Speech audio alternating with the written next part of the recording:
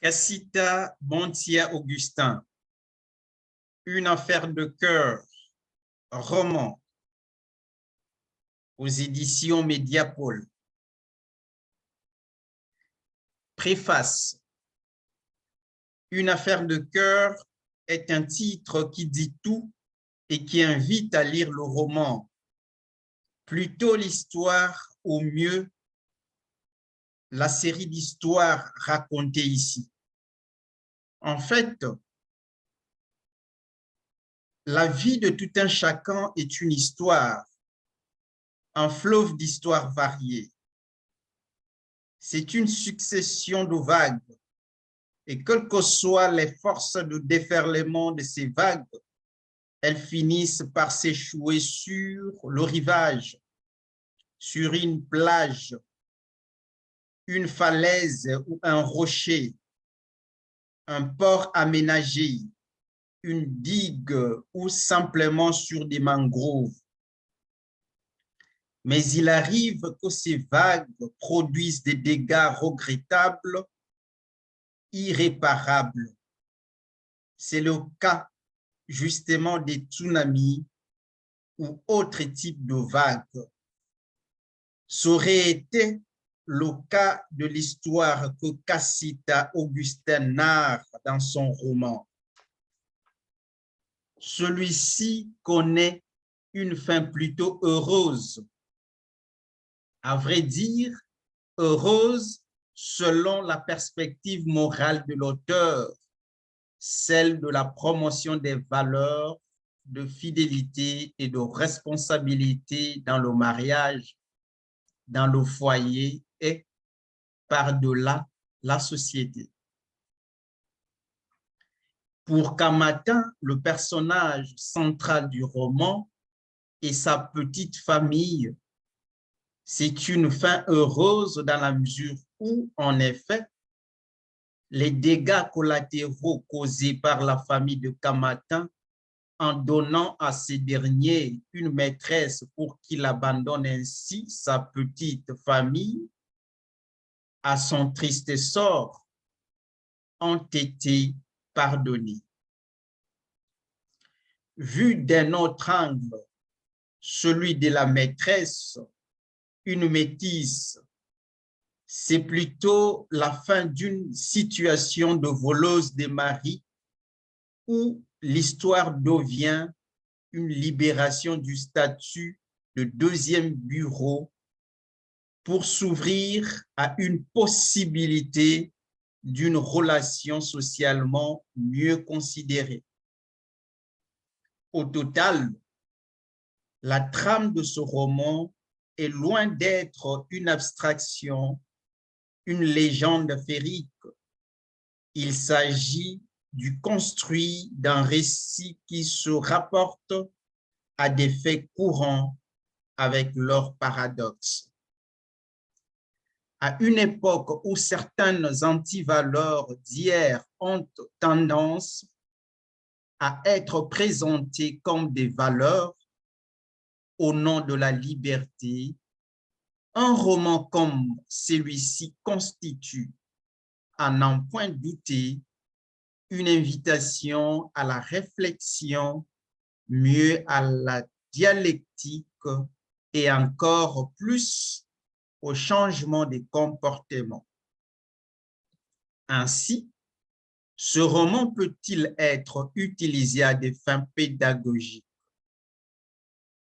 C'est le grand mérite de ces romans dont la structure narrative rend sa lecture aisée et fluide, non sans laisser des traces dans la mémoire, étant donné sa grande portée identificatoire. Qui n'a jamais connu dans sa vie la moindre affaire de cœur, à moins qu'on soit ange ou bête? Le roman Une affaire de cœur fait comprendre que chaque cœur a certes ses affaires, mais quand d'autres cœurs viennent s'y impliquer, il devient compliqué d'agir comme si ces derniers n'existaient pas. C'est justement cette vérité, assurément un paradoxe, qui constitue la trame de ce roman. Une cascade de drames de cœur. Celui de ma reine qui a choisi de pardonner à Kamatin, son mari infidèle.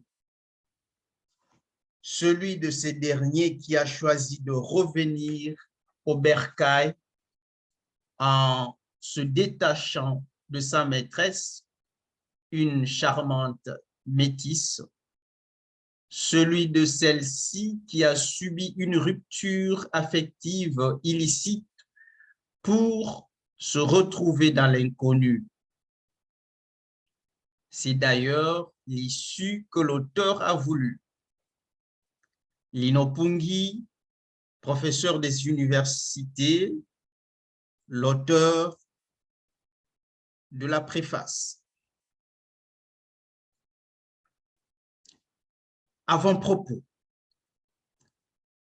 Dans ce roman, au titre évocateur, Une affaire de cœur, l'auteur part de la réalité du train-train quotidien de notre société pour nous amener dans la fiction en vue de nous donner une bonne leçon sur la vie que nous avons à mener au jour le jour. Nous le savons certes bien, notre vie à nous tous rime au rythme de l'amour. Ce vocable que nous employons à tort ou à raison, que nous tâchons de vivre à bon escient ou pas, et qui nous accompagne au quotidien. Décidément, l'amour est une affaire de cœur.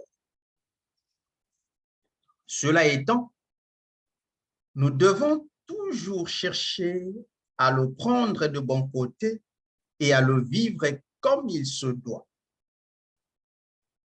Il est attesté que quand nous sommes sous l'emprise de l'amour véritable, celui qui émane de Dieu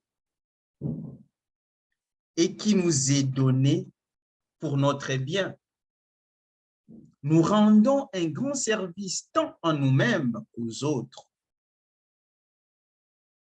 Dieu qui est amour nous appelle à l'amour. Quand nous tombons dans le piège d'aimer par intérêt ou simplement pour des sentiments charnels, sans véritablement prendre conscience de ce qu'est vraiment l'amour avec son poids sémantique et tous ses contours, nous allons sans doute nous apercevoir du fait que nous naviguons à vue. Bien malheureusement, c'est ce côté obscur de l'amour qui semble l'emporter dans notre environnement où plus d'une personne aime vraiment l'autre qui est l'image et ressemblance de Dieu.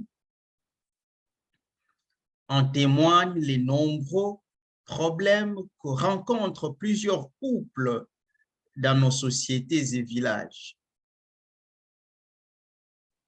Et c'est aussi à cause de ces manques criants d'amour vrai que la plupart de nos familles se déchirent sans cesse et n'arrivent pas à décoller. D'une part, les parents n'aident pas les jeunes à bien vivre leur relation amoureuse jusqu'à arriver à leur pleine maturité par des ingérences de tout genre dans une société où la voix parentale l'emporte sur des choix à opérer. D'autre part, bien des partenaires perdent leur pédale en chemin dans une relation si bien entamée, soit par la folie de l'argent, soit parce qu'ils veulent plaire à leur famille biologique qui voudrait de telles filles et refuserait tel autre, etc. C'est ces constats amers qui nous est livré en spectacle au fil du jour et qui n'a pas laissé indifférent l'auteur de ces pages que nous avons à lire avec grand intérêt. Il nous en parle en recourant à la fiction pour nous donner la leçon à suivre par nous tous. Savoir vivre l'amour avec conscience et dans la constance. Savoir respecter nos choix dans la fidélité la plus ferme, contre vents et marées. Cela exige de tout un chacun de prendre le temps de réfléchir pour s'engager dans une relation amoureuse qui conduirait au mariage pour ne pas changer de comportement à mi-chemin. Ce qui pourrait avoir des effets néfastes sur l'autre partenaire, voire même sur la progéniture que l'on pourrait avoir et que savons-nous encore? L'auteur tire la sonnette d'alarme pour interpeller les uns et les autres à rester fermes dans l'engagement pris, surtout en ce qui a trait au mariage. Aussi, en cas de problème, il invite à placer le pardon au devant de blessures ou des chocs reçus, tout cela au nom de l'amour. C'est en fait l'exemple que nous donne l'héroïne de ces romans, Marraine, et qui devrait stimuler les partenaires à toujours se pardonner et à éviter de conflits qui entameraient leur relation et influeraient négativement sur les enfants ou sur leur entourage. Bref, le vrai amour en appelle au pardon et au sérieux dans les engagements pris. Et l'apôtre Paul n'a pas eu tort de nous léguer son hymne à la charité qui stipule ceci. L'amour prend patience, l'amour rend service, il ne jalouse pas, il ne plastronne pas, il ne s'enfle pas d'orgueil, il ne fait rien de laid, il ne cherche pas son intérêt, il ne s'irrite pas, il n'entretient pas de rancune, il ne se réjouit pas de l'injustice, mais il trouve sa joie dans la vérité. Il excuse tout, il croit tout, il espère tout, il endure tout. L'amour ne disparaît jamais. 1 Corinthiens 13, 4 à 8.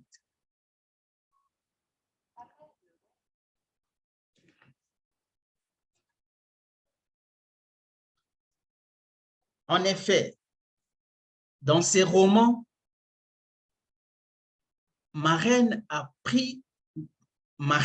compris cela et nous pouvons nous aussi la comprendre. Nonobstant le chemin tortueux qu'elle a parcouru dans son mariage avec Kamatin, le personnage jouant le rôle du mari de Marraine, l'héroïne dans le roman, elle a vécu l'amour vrai à tous égards. Après s'être engagée une fois pour toutes dans son mariage, elle a tout accepté, tout subi et tout pardonné. Elle constitue un modèle pour les jeunes couples et même les jeunes fiancés de notre société par sa constance dans ses engagements amoureux. Ce roman se trouve être, à notre humble avis, un outil de référence que l'auteur met à notre disposition. Il est écrit dans un style clair et précis. Il nous offre de bien comprendre et vivre le mystère de l'amour. À ses yeux, et cela est bien dit, aimer, c'est aussi pardonner. Aimer, c'est aussi rester fidèle à ses paroles d'engagement, tant dans la souffrance que dans le bonheur, sans se laisser emporter par de mauvais conseils de nos proches et ou de notre entourage. Bonne lecture et bonne découverte à toutes et à tous. Patrice Chollet, l'auteur de l'avant-propos.